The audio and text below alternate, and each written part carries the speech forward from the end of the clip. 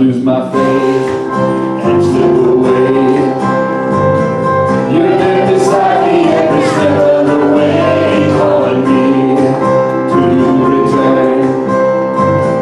Believing one day that I will learn that you're not like men, that you would lie. You're full of faith, you prove it when you die. You are faithful, you remain, you'll never leave, you'll always stay. Neither the high places nor the deep blue sea will ever separate your love from me, because you, oh Lord, are faithful. When I lose my faith and slip away, you're there beside me every step of the way, calling me to return. Believing one day that I will learn that you're not like men, that you would lie. You're full of faith, you prove it when you die.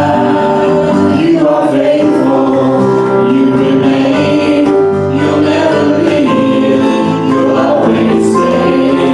Neither the high places nor the deep blue sea will ever separate your love from me, because you, oh Lord, are faithful.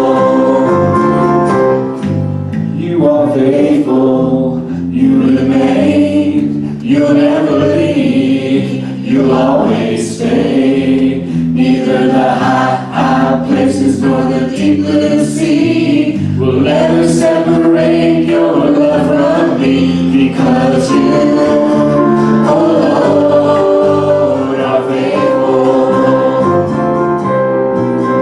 Yes, you, oh Lord, are faithful.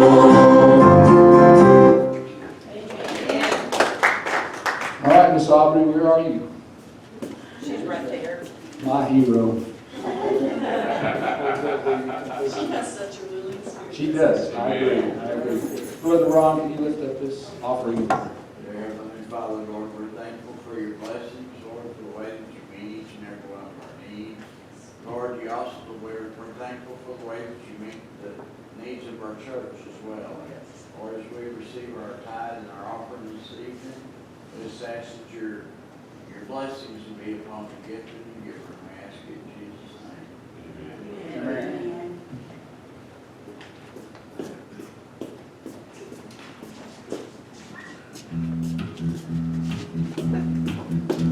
Give thanks to the Lord, our God and King. His love endures forever. He is good, He is above all things. His love endures forever. Sing praise, sing praise. The mighty hand and outstretched arm, His love endures forever. And for a life that has been reborn,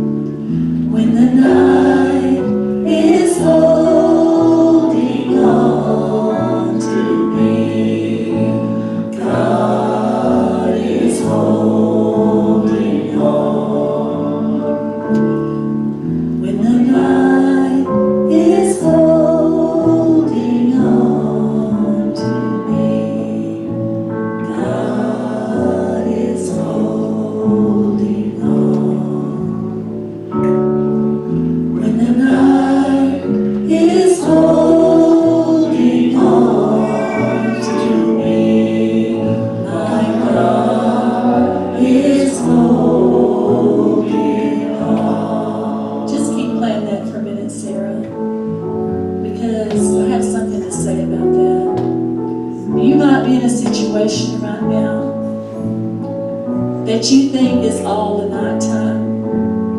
And the darkness has a hold of you and there's no way out. But I want you to know there is a God in heaven. And there is a Son, Jesus Christ, that gave his all for you. And he's not going to leave you in the darkness tonight. Amen. He's going to bring you out. All you have to do is put your faith and your trust in Him. Put your hand in the hand of the man that stilled the water. Amen. Let Him lift you up tonight because He is able. We might not be able in our own strength, but God is able, and He will if we trust Him. Amen. When the night is holding on to me, God is holding on. When the night is holding on to me, my God is holding on.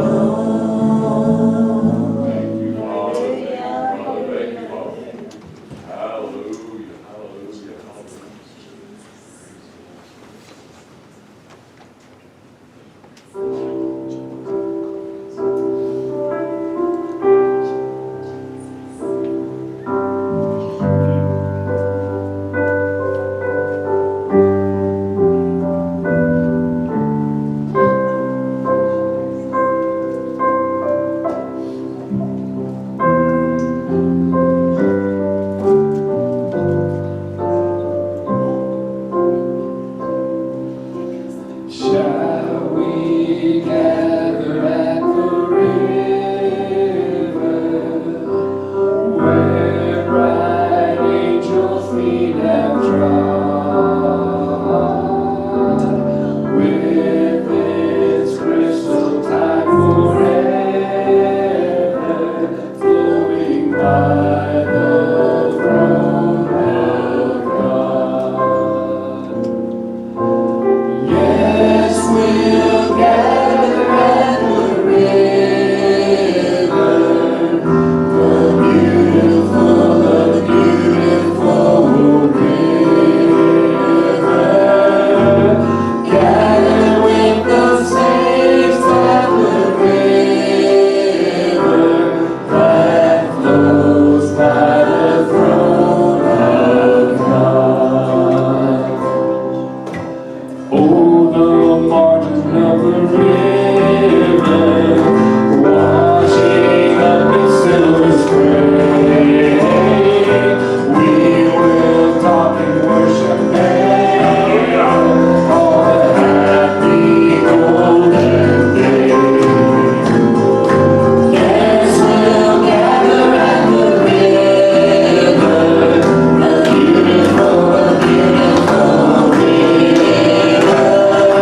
Gather with the saints at the river that flows by the throne of God. Ere we reach the shining river, may we every burden down. Praise our spirits will deliver and provide a golden crown. Yes, we'll gather at the river, the beautiful river. Gather with the saints at the river that flows by the throne of God.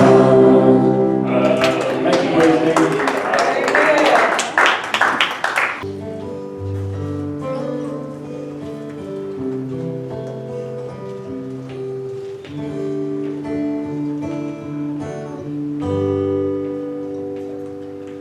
Cast off your troubles and your worldly cares, for they shall pass away. For who by worry can add to their height? The Lamb of God did say, O Lamb of God, myself I do deny your wisdom and your grace. I now behold my daily burden I shall bear with pride till I awaken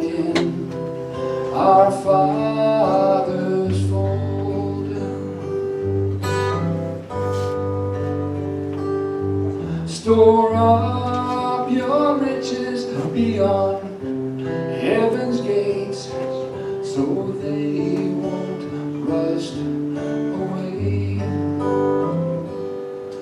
For where your treasure is, your heart will be. The Lamb of God did say, O Lamb of God, myself I do deny. Your wisdom and your grace I now behold.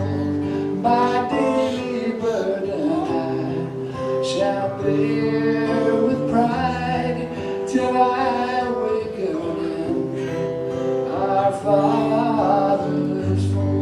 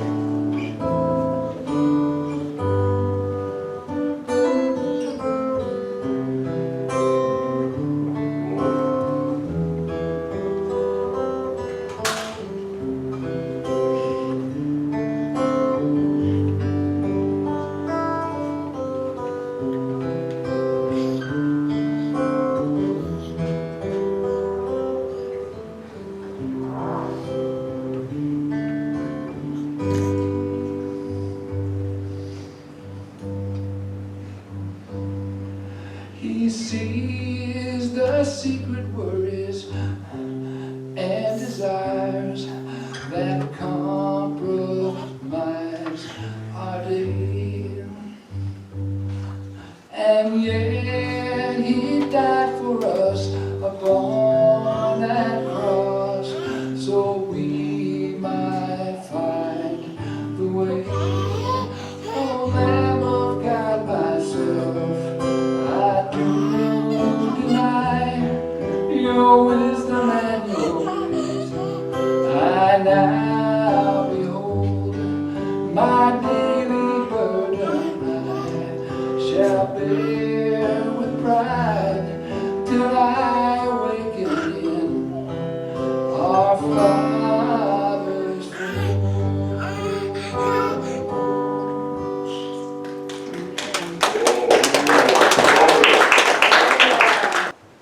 So, who's the happiest one to be here tonight? Amen. Amen. I am. I've got 4 different places I would like to look tonight. Brother Bill had 4 this morning, I have 4 tonight. Amen. All the leader. I heard part of this last weekend in a sermon, and I didn't hear the rest of the sermon because the one part jumped out at me. And then I kind of put the rest of it with it, so we'll see how it goes. But the first place I want to look at is in Mark chapter 4. And I want to start in verse 37. Brother Bill, I'd like to have you pray before I start, please. Father, we come before you tonight, asking you to anoint the message, the speaker, all the hearers, Lord, that we may truly dine with you at the Master's table. Strengthen us physically, spiritually, and emotionally. Draw us closer to you and closer to each other. In Christ's name we pray. Amen. Amen. Starting in Mark 4:37, says, And there arose a great storm of wind, and the waves beat into the ship, so that it was now full. And Jesus, was in the hinder part of the ship, asleep on a pillow. And they wake him, and say unto him, Master, carest thou not that we perish? And he arose, and he rebuked the wind, and said unto the sea, Peace, be still. Oh, And the wind ceased, and there was a great calm. And he said unto them, Why are ye so fearful? how is it that ye have no faith?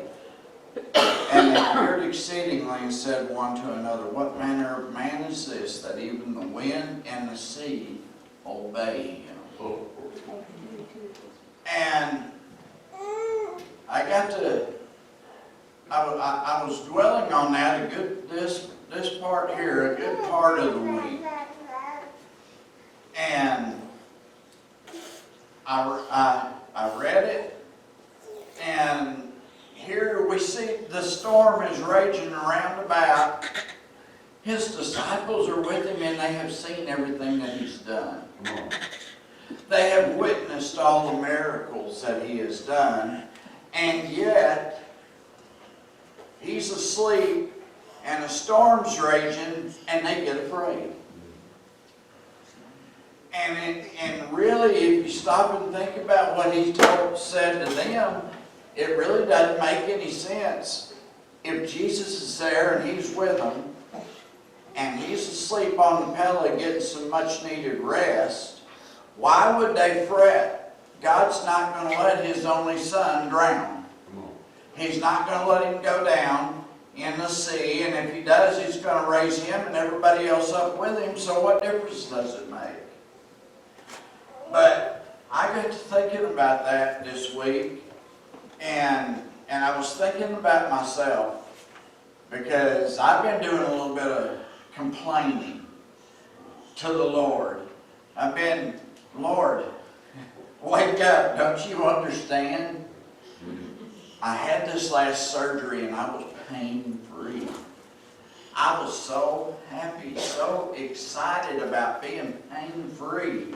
First time in 4 years. I'm not in the bulletin anymore. All this, everything was going great. And I was walking along, enjoying it, and the storm came up out of the middle of nowhere. Yep. And it was in the form of a hole that had grass and leaves in it. And I stepped in it, and I fell down, and I got up, and I haven't quit hurting since. And I'm like, Lord, don't you care? Lord, I went through all this before. We got the victory. The pain was gone. I was enjoying life. I was telling everybody how good you are because of this. And don't you care? Why are you letting me start hurting all over again? It's not fair. And I know that's just me, but I'm quite sure that there are several others that have similar situations in their life. Lord, I thought I had the victory over this. Lord, everything was going good, and then this storm came up, and I've weathered all these other ones, but this one's different, Lord, and you're asleep. Where are you? Sometimes it seems like the Lord is asleep, and we don't know. He doesn't know. He doesn't seem to care what's going on. But you know, he knew everything that was going on. And I believe that he was resting because he physically needed a break before he went on to the next place that they were going. And if he's there asleep in the back of the ship, even though the storm's raging, you stop and think about it. There's thunder, there's lightning, there's wind. The ship's being tossed to and fro. They said water was coming in. The ship was taking on water. And yet he was asleep. Most people could not sleep to that. James could, but most people couldn't. Once James gets tired and he gets to sleep, ain't nothing waking him up. But, you know, Jesus was there asleep and seemingly didn't care. And you know, I thought the very same thing. I said, Lord, do you not care? What? I even asked him, I said, Lord, what am I doing wrong? I've been praying. I've been giving more than ever, over and above tithe. I used to struggle doing tithes, and now the Lord has got me giving over and above. And I've been excited about it. The first time in a long time that we've been able to do that. You know, and I've just been enjoying all these different blessings. And then this comes along and I'm saying, but Lord, I was getting ready to go and do and here's his disciples. And then I got, and if you think about it, if the wind and the rain and the lightning and the thunder didn't wake him up, how come that still small voice of one of his disciples did? And I got to thinking about that. And I thought, you know, it may seem like like he's asleep, but I can't help but believe that if I have a real need, if there's a serious need in my life, and I'm laying in the bed crying at night, I think he hears that teardrop. I think he hears each and every cry of our heart. I think he cares. I think when we go to him and we shake him and we say, Lord, do you not care if I perish? He woke up, he arose, and he rebuked the wind and the sea, and he told them, peace, be still. And he said unto them, why are you fearful? How is it that you have no faith? And you know, I started asking myself that this week. Why am I so fearful about a little bit of pain? God's in control. I didn't break nothing as far as I know. So what if I go through a little bit more pain? That doesn't change who I am. It doesn't change who God is. It doesn't change what he has in store for me. It's just a little storm. And I can have the victory in it. And then I got to reading. I didn't stop there. You know, the Bible, it wasn't necessarily broke up into chapters like we have it. Come on. So, I just kept reading. I didn't stop there. I went on to the next chapter, 5, verse 1. And it says, what happened there in chapter 5? And they came over to the other side of the sea, into the country of the Gadarenes. And when he was come out of the ship, immediately there met him out of the tombs a man with unclean spirit, who had his dwelling among the tombs. And no man could bind him. No, not with chains, because he had been off-bound with fetters and chains, and the chains had been plucked asunder by him, and the fetters broken in pieces. Neither could any man tame him, and always, night and day, he was in the mountains and in the tombs, crying and cutting himself with stones. But when he saw Jesus afar off, ooh, I like that. When he saw Jesus afar off, he ran. I love that. He ran and worshipped him.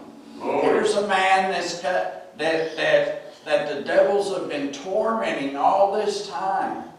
Nobody could bind him. Nobody could help him. Nobody could stop this. And yet Jesus is walking and he sees him afar off and he goes and he runs right straight to him. I love that. And he worshipped him and cried with a loud voice and says, what have I to do with thee, Jesus, thou Son of the Most High God? I adjure thee by God that thou torment me not. For he said unto him, come out of the man, thou unclean spirit. And he asked him, what is thy name?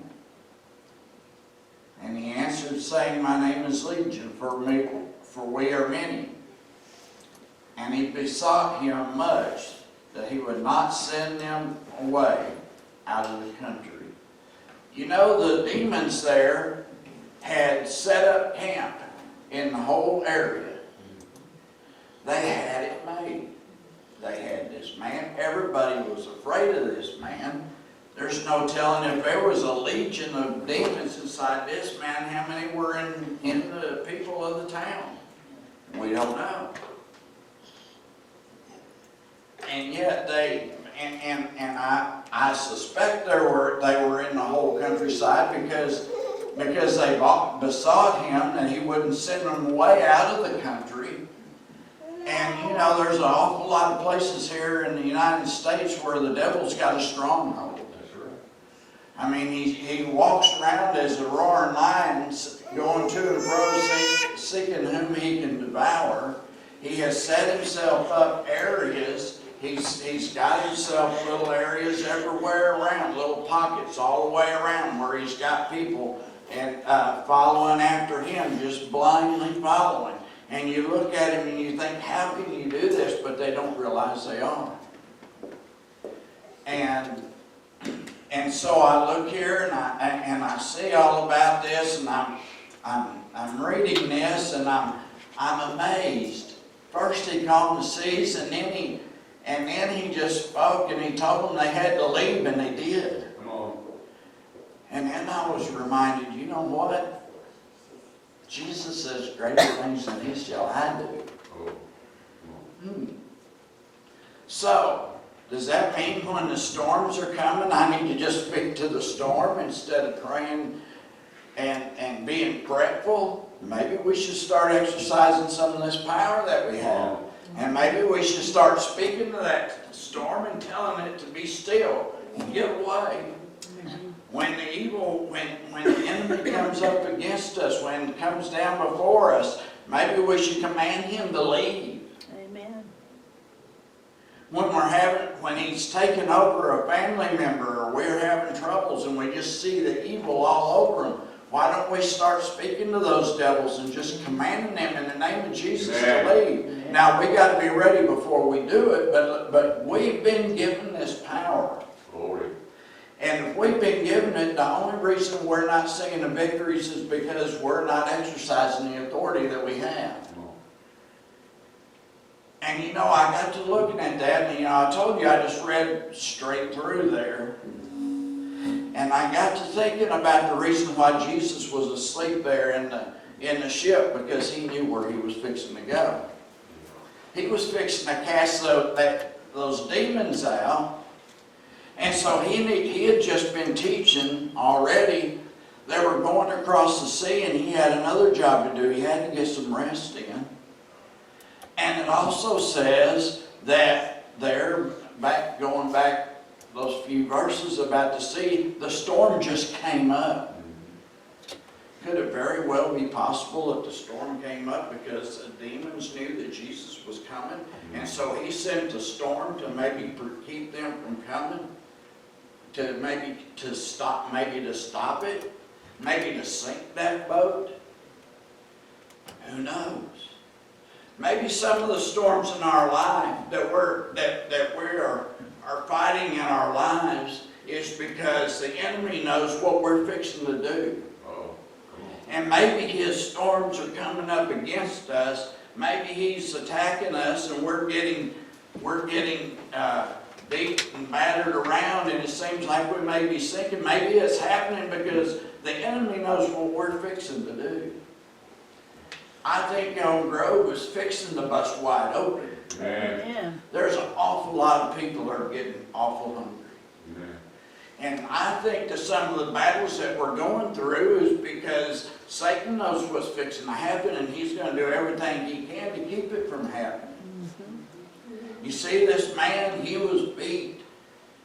He threw himself into the rocks. He did all this stuff. Nobody could could do anything with him. He terrorized the whole area and all this, and he had been tormented for so long until Jesus came.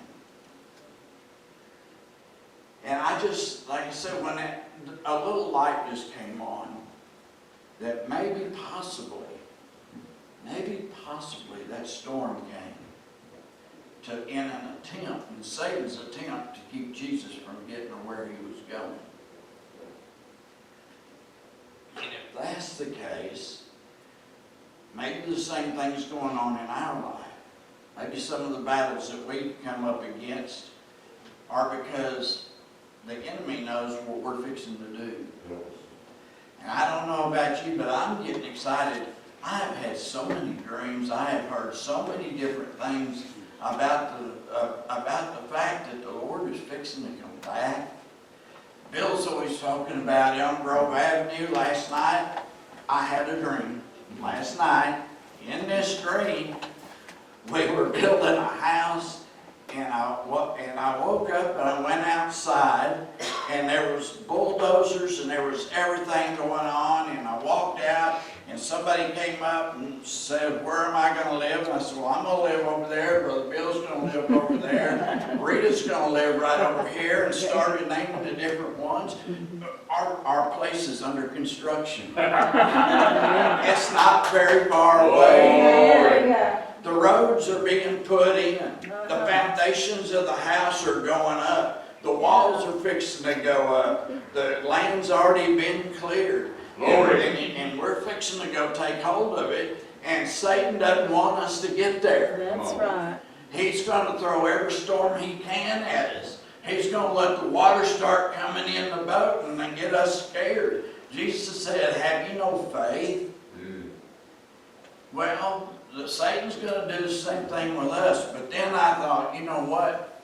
I'm not going to give in to this, because I was reminded after I got that, I jumped down over to Ephesians chapter 6, 12 and 13, where it says, "For we wrestle not against flesh and blood, but against principalities, against powers, against rulers of darkness of this world, against spiritual wickedness in high places.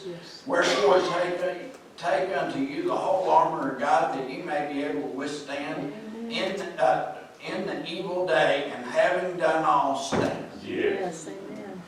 You know, maybe that's what we need to do. Maybe we need to realize the fact that this storm that's coming up against us isn't a natural one, it's a spiritual storm. And that Satan is trying to keep us out of heaven. He'd like nothing more than for Elm Grove to fall apart. Right. Well, folks, I'm here to tell you it ain't going to happen. Amen. It hasn't happened yet, and it ain't going to happen now. Glory. So, you know, we got to realize that these things that we're battling, it's not flesh and blood. That's it. We're not battling flesh and blood. It may take on the form of flesh and blood. It may take on the form of arthritis and bad hips and heart problems and rebuilt backs and necks and everything else. It may take on all these forms, but we're not battling these things. We're not battling flesh and blood. We're battling against the powers of the enemy. And all he wants to do is see us destroyed. Amen. And then I went over to Corinthians because, well, I just like to keep going. And he said, I was enjoying that. And in Corinthians chapter 10, verse 3 says, "For though we walk in the flesh, we do not war after the flesh." Come on. And boy, it just went right hand in hand. Yes. We're in the storm. We're down there casting out the demon. We don't war against flesh and blood. And here it says we don't. For though we walk in this fleshly body here, we don't war against the flesh. For the weapons of our warfare are not carnal, but they are mighty through God to the pulling down of strongholds. Yes. Amen. You know, and I tell you what, we need to start doing that, start pulling down each and every stronghold that the enemy is trying to come against us with. Because it takes all different forms, and it's something different for everybody. Shit. But he is trying to do his best to get us discouraged and get us to quit. If he gets us to quit, then he can go on to somebody else. But just think, if we don't quit, just think if we don't give up, just think. You know, when the legion of demons was cast out of that man, I believe a revival broke out in the whole area, in the whole land. And then I got to thinking about, well, let me go ahead and finish reading this, and now I'll get to that. We're going to pull down the strongholds, casting down imaginations and every high thing that exalts itself against the knowledge of God, and bringing into captivity every thought into obedience of Christ. And you know, that's something we got to do, because I tell you what, my mind likes to wonder. I like to wonder. I can be thinking thinking about something strange, something really good. Next thing you know, I'm off in left field, and how in the world did I get over there? I don't know. But we got to bring these thoughts captive. That's it. We got to stay ready. When we start seeing ourselves getting distracted over here, getting our eye on the storm, getting our eye on something else, we need to bring those thoughts back captive again and just claim it and say, in the name of Jesus. That's it. In the name of Jesus. You know, I got to thinking, over in Samaria, how many people did God send over there? One.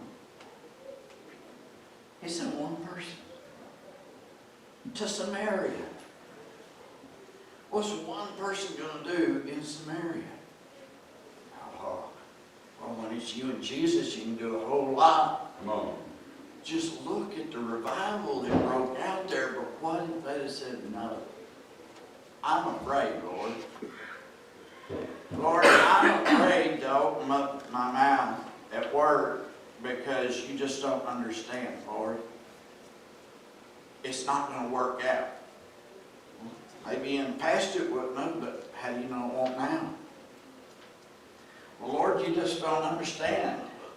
If I act this way in my family members are going to disown me. Maybe, maybe not. Rita talked a little bit about that this morning in Sunday school. But you know what? It's not that way now. It was for a little while. There might be a little bit of a hardship, but isn't it worth it? Isn't it worth it in the end? And when we really stop and we give thought to everything that we're going through, doesn't it help to realize that our Lord went through the same things? Amen. And it did me a lot of good to think that in the middle of everything, Jesus wasn't worried about nothing. He laid down and he took himself a Yes, nap. he did. Glory. With everything going on around, he knew what was fixing to happen and he didn't care. He was tired and he was getting him a nap. Well, wouldn't it have been nice if the disciples that were with him would have said, you know what, if he's taking a nap, maybe the rest of us should take a nap and we'll just have one person keep an eye, we'll rotate shifts and we can get some rest that we're in need of. But no, the boat started rocking a little bit and every one of them was up and they was watching and they got to watching those waves and those waves look scary sometimes. I remember going across Lake Whitney one time and a storm came up in the middle of nowhere. Just kind of like that. We were in my friend's boat. My friend's boat didn't have enough power to get up and to go across the top of them waves like these speed boats do. We had to kind of ride them out, and we would hit, and we'd bounce this way, and then we'd come back down, and we'd bounce back that way. And water was coming over the top. He had to set up on top of the seat and do the steering wheel because there was so much water on the windshield he couldn't see where he was going. He had to take his glasses off and put them in his pocket because he couldn't see through them. I was sitting in the seat, and about every second or third hit, I was down in the floor and I was getting back up in the seat and trying to hold on, and it didn't matter. But we made it across. What if his disciples would have said, you know what? Jesus is down. He's here with us. His Father's not going to let him die. This might be a little bit of a rough ride, but we can ride this out if he can. And they just stayed with him. They didn't. He reminded them, why are you so fearful? Well, maybe he's trying to remind us, why are we so fearful when the storms raise up? He's just getting us ready for the next thing. He knows what lays ahead. We don't know. We've got no idea. But I liked the fact, and I liked it, and what got me to thinking about the whole thing, this preacher I was listening to, he talked about Gadarene, and and then he went back and talked about the ship, and how Satan very well was just trying to prevent Jesus from getting there. because he knew what was fixing to happen.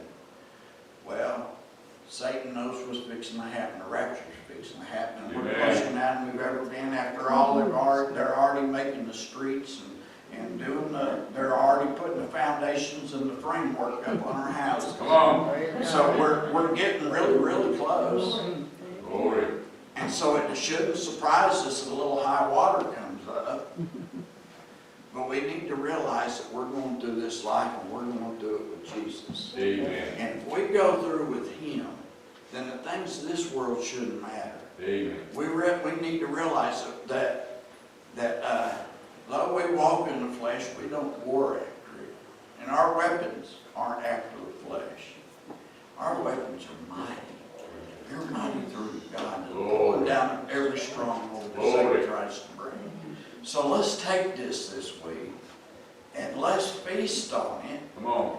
And when the enemy tries to rear his ugly head, just say, oh, it's only you. I've got a job to do, Satan, and you ain't stopping me. Amen. Just put him in his place and go on about your business. Yes. And then let's come in next week and let's hear all the victory reports. Amen. And while we're at it, when we get these victories, our rocket doesn't have hardly any more writing on there than we had a long time ago. And we heard of a lot of healings just lately. People need to get busy about filling this up. That's a reminder. For when the things start going a little bit rough, we can go back over there and we can read Satan. You read right here, God healed me of this here. You can't put this back on me. Amen. I've been delivered from this, and I wrote it down, and this is the date that I was delivered from this, Satan. You can't bring it on me again. Amen. We need to start do it at home. Make yourself a list of everything that the Lord's brought you through. And then when the enemy tries to rear his head, say, devil, look, God gave me the victory here, and when He gives me the victory, it's permanent. Amen. Amen. Glory. So let's go out. Let's have a great and a positive week this Amen. week.